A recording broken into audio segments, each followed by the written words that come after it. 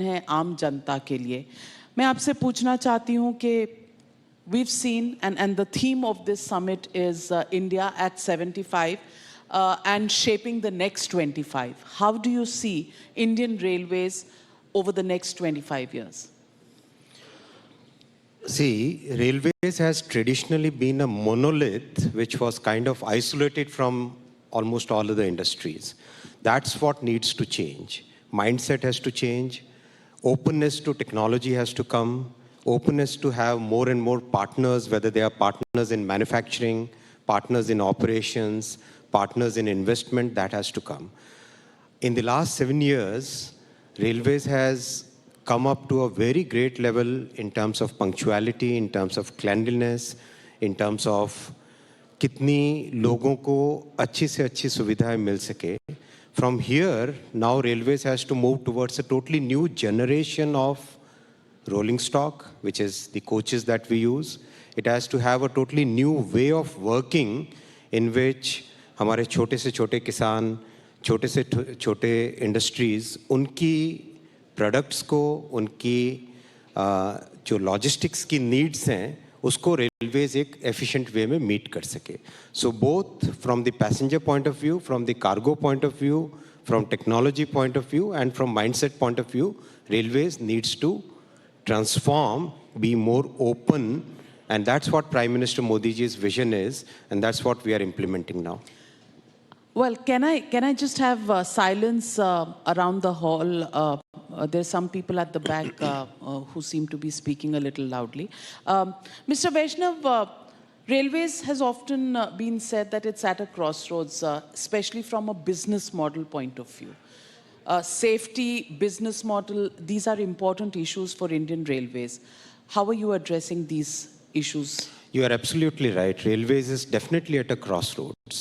We all know that Railways used to have something like 80% of market share in logistics in 1950s. That has come down to about 27-28%. So how do we go up from there? We say that countries like Germany have the best cost of logistics, which is about 9% of GDP.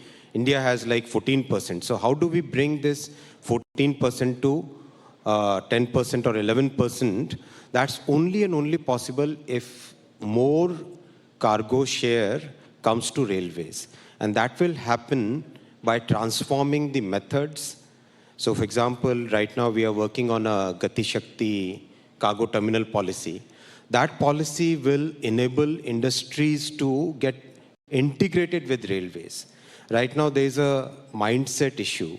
Basically, railways works in one way, industry wants another kind of facility, another kind of service level. That has to change. Railways and industry will have to integrate. Railways, small industries will have to be integrated in a different way. Larger industries will have to be integrated in another way. So that is the crossroads at which we are today. And from here, we have to move towards a totally new way of working in railways. Mr. Ashwini Vaishnav, privatization is a word that often creates political issues. Whether it's privatizations of public sector undertakings, something like Air India, it's been called selling of the family silver. Do you think privatization or even some sectors being given to private sector for operating railways, trains, is a model that's workable? Because recent experiments haven't really yielded much success. How do you think a private sector participation is going to be pushed in the railways?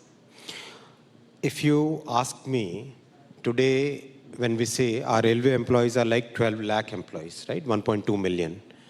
But the Rail Parivar, as we say, is 2 crore, 20, right? So that's a large number which is in the private sector. Who are the private sector partners? The manufacturers, the service providers, the construction contractors. There's a whole lot of private sector interaction with railways already there. How do we step it up? How do we make it more structured? That's what we need to work on. What does private sector look for? Private sector looks for a structure where risk allocation is very appropriate. It's not lopsided. Payment terms are proper. dispute resolution is properly defined, contractual structure and policy is well structured. So that's what we need to work. And I believe that what highways was in 99, 2000, I used to work in the Prime Minister's office that time with Vajpayee ji. So that time the country shifted from a pure play government construction of highways to a model where private and public worked as a partner. So that kind of thing needs to come into railways now. So we are working on that, and hopefully very soon we should come up with the first BOT project for laying new railway lines. And once that succeeds, I'm quite sure that will succeed, looking at the industry response we have got so far, I think we'll be able to construct many more kilometers of railways using that model. That, I think, is a more appropriate way of how the private sector will interact with railways. So build, operate, transfer. Build, operate, transfer in a hybrid model in which risk allocation is very balanced. It's not one-sided risk purely on either on private or on public. Mr. Vaishnav, on the economics of Indian Railways, are we in the red? Are we in the green? Are we going to be in the green anytime soon? And how are we going to compare competitive pricing of railway tickets for passengers with the low-cost airlines?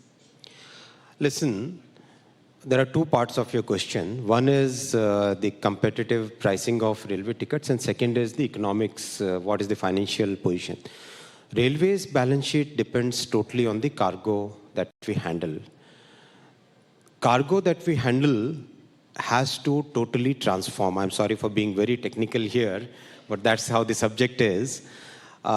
We must focus on getting the retail cargo, which is for the small industries, for the small businesses, for the tribal living in Ranchi who wants to send the ragi developed by that lady to somebody sitting in Delhi. If we are able to catch that segment of cargo, then railways economics will shoot like this.